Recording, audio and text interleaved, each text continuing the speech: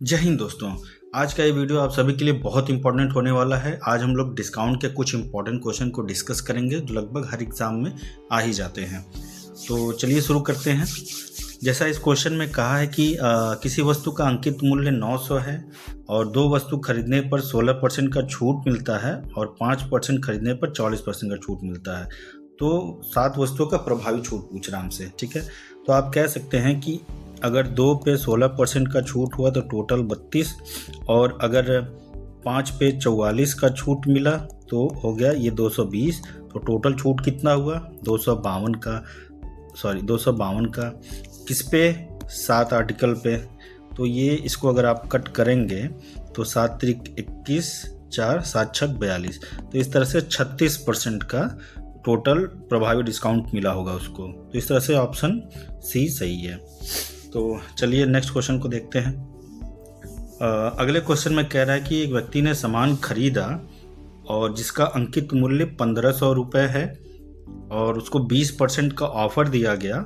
उसके बाद उसको एक और अतिरिक्त छूट दी गई जिससे नेट वैल्यू 1100 रुपये हो गया। देखिए, इसको सॉल्व करने के काफ़ी मेथड हो सकते हैं जो काफ़ी लेंदी होते हैं। तो इसको सबसे शॉर्ट करके मैं आपको बता रहा हूँ। जब भी ऐसा क्वेश्चन आए तो नेट मूल्य जो आपको दिया है आप उसको लिख लीजिए पहले 1104, और जो मार्केट प्राइस दिया है या अंकित मूल्य दिया है आपको उससे डिवाइड कर देना है, ठीक है। और ये जो आपको छूट दिया है, जैसे 20% का छूट दिया है तो 20% का हम लोग क्या लिख सकते हैं 1/5। अगर सेलिंग प्राइस निकालना हो तो 5 पे एक छूट दिया तो सेलिंग प्राइस क्या हो जाएगी 4/5, है ना। तो इस तरह से सेलिंग प्राइस अगर हम डिवाइड करेंगे तो सेलिंग प्राइस 4 है, मार्केट प्राइस हमारा 5 है। तो 5/4 से हम लोग डिवाइड कर देंगे और ये गुणे परसेंटेज निकालना है तो 100 से मल्टीप्लाई कर देंगे। तो 100 से आपका 100 गया, 5 तियाँ 15, 4 तियाँ 12, ठीक है। तो 1104 में अगर आप 12 का डिवाइड करेंगे तो ये आपका आ जाएगा 12 9 108 बचा 2, 12 दूना 24। चूँकि ये 92 का सेलिंग प्राइस हो जा रहा है और 100 रुपये कॉस्ट प्राइस है, मार्केट प्राइस है, तो टोटल छूट कितना हुआ 8% का। तो इस तरह से ऑप्शन ए सही है। नेक्स्ट क्वेश्चन को देखते हैं। नेक्स्ट क्वेश्चन में कह रहा है कि इलेक्ट्रिक आयरन है जिसका अंकित मूल्य 690 रुपये है और शॉपकीपर 10% की छूट देता है तो उसे 8% का लाभ होता है, ठीक है। तो उसका लाभ कोई छूट नहीं देगा या फिर हम कह लें कि मार्केट प्राइस पे अगर वो बेच देता है तो उसका प्रॉफिट कितना होगा, ठीक है। क्योंकि हमें पता है मार्केट प्राइस 690 है, डिस्काउंट पहले 10% का देता है तो प्रॉफिट 8% का होता है, ठीक। और फिर कह रहा है कि अगर वो डिस्काउंट नहीं देता यानी डिस्काउंट 0% होता तो प्रॉफिट कितना होगा, हमसे यही कह रहा है, ठीक है। तो हमें पता है चूँकि मार्केट प्राइस और कॉस्ट प्राइस का रेशियो, कॉस्ट प्राइस और मार्केट प्राइस का रेशियो क्या होता है 100 माइनस जितना डिस्काउंट दिया है। डिस्काउंट पहले कितना हमारा 10, ठीक है, और प्रॉफिट हमारा कितना 8% का, तो ये 100 प्लस 8 हो जाएगा, तो ये हो जाएगा 90/108।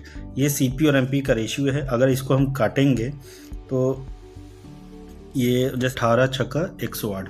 क्योंकि इस तरह से हमें पता चला कॉस्ट प्राइस हमारा 5 है और मार्केट प्राइस 6 है, और वो कह रहा है कि अगर डिस्काउंट 0 देता तो मतलब अब वह मार्केट प्राइस पे ही बेचेगा। तो इस तरह से हमारा CP 5 हो जाएगा और सेलिंग प्राइस 6 हो जाएगा। क्योंकि प्रॉफिट कितना है 1 का, क्योंकि प्रॉफिट कॉस्ट प्राइस पे होता है तो 1/5% निकालना है तो 100 से गुणा कर देंगे, ये डिवाइड करेंगे तो 20% आ जाएगा। तो इस तरह से ऑप्शन बी सही है। तो चलिए नेक्स्ट क्वेश्चन को देख लेते हैं। नेक्स्ट क्वेश्चन में कह रहा है कि एक व्यापारी ने अपने सामान को 20% की छूट पर बेचता है, ठीक है। फिर वो उसे 20-25% का मुनाफा हो जाता है। अगर वो सामान को अंकित मूल्य पर ही बेचे तो उसका मुनाफा कितना होगा। तो कुछ नहीं करना है, जैसे इसमें कहा है कि मार्केट प्राइस और CP का रेशियो अगर हम लेते हैं तो मार्केट प्राइस का ये हो जाएगा 125 और CP चूँकि डिस्काउंट 20% का है तो ये हो जाएगा 80। इसको हम लोग अगर छोटा करेंगे तो ये आ जाएगा 25 और ये आ जाएगा 16। चूँकि कॉस्ट प्राइस 16 है और मार्केट प्राइस 25 है और उसको सेलिंग प्राइस मतलब मार्केट प्राइस पे अगर वो बेच रहा है तो सेलिंग प्राइस 25 हो जाएगा। तो अंतर कितना है 16 9 25। प्रॉफिट किस पे होता है कॉस्ट प्राइस पे, कॉस्ट प्राइस है 16 और परसेंटेज निकालना है तो 100 से मल्टीप्लाई कर देंगे। तो इस तरह से अगर हम काटेंगे तो 4 चौका 16, 25 चौका 100, ठीक है। तो ये हमारा जब कटपीट करेंगे तो ये आ जाएगा 56.25%। तो इस तरह से ऑप्शन सी सही हो जाएगा। तो अगले क्वेश्चन की तरफ बढ़ते हैं।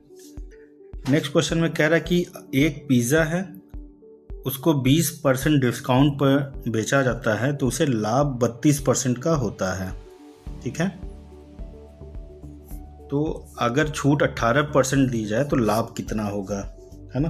तो सिंपल देखिए, इसको सॉल्व करने के दो मेथड हैं जो मैं आपको बता रहा हूँ। सबसे पहले ट्रिकी मेथड बताता हूँ। जब भी इस तरह का क्वेश्चन दिया हो तो आपको करना क्या है, जितना पहले डिस्काउंट दिया है और प्रॉफिट दिया है आप उसको मल्टीप्लाई कर लेंगे, फिर बाद में जो आपको डिस्काउंट दे रहा है आपको उससे डिवाइड कर देना है। इससे क्या है कि हमारा आंसर जल्दी आ जाएगा। ये अप्रॉक्स आंसर देता है, एग्जैक्ट नहीं देगा, अप्रॉक्स देगा, जिससे हम लोग सॉल्व कर सकते हैं, ठीक है। तो आप इसको कट पिट करेंगे तो ये आपका आंसर आएगा 35.3। तो इस तरह से ऑप्शन सी है। लेकिन हमें जैसे अगर सॉल्व करना ही है तो सॉल्व हम लोग करेंगे तो कैसे करेंगे, तो आपको करना क्या है, तो इसमें दूसरे मेथड में करना क्या है कि हमें पता है कि मार्केट प्राइस और कॉस्ट प्राइस का रेशियो क्या होता है, 100 + T/100 - T। तो इस हिसाब से अगर हम आगे बढ़ते हैं तो अगर वो डिस्काउंट 20% का दिया तो उसकी वैल्यू अब क्या है 80। अगर प्रॉफिट 32% हो रहा तो वैल्यू क्या होगी 132, ठीक है। फिर कह रहा बाद में डिस्काउंट देगा वो 18 का, तो अब वैल्यू क्या होगी उसकी 82 होगी। और हमसे पूछ रहा है कि प्रॉफिट कितना होगा। अगर हम प्रॉफिट को x लेकर के चलते हैं तो इस तरह से x की वैल्यू क्या हो जाएगी, x की वैल्यू हो जाएगी 82 × 132/80, ठीक है। यहाँ तक आपको समझ में आ गया। तो अगर आप इसको जैसे काटेंगे तो ये 41 दूना 82, ये आपका आ जाएगा 40, ठीक है। और 2 से अगर इसको काटा जाए तो 2 छक्का 12, 2 छक्का 12, यह आ जाएगा 20, 33, और यह आ जाएगा आपका 10, ठीक है। तो 41 में अगर 3 का गुणा करेंगे तो यह आ जाएगा आपका 123 × 11/10, ठीक है। तो इस तरह से अगर आप इसको ऐड करेंगे, 11 से मल्टीप्लाई किसी में की जाती है तो पहली वैल्यू वही रह जाती है, फिर बाद में इसको इसमें ऐड कर दिया जाता है। तो 1 में 2 जोड़ेंगे 3 आएगा, 2 में 3 जोड़ेंगे 5 आएगा, और लास्ट डिजिट हमारी 3 है ही। 10 से डिवाइड करेंगे तो ये वैल्यू आ जाएगी 135.3।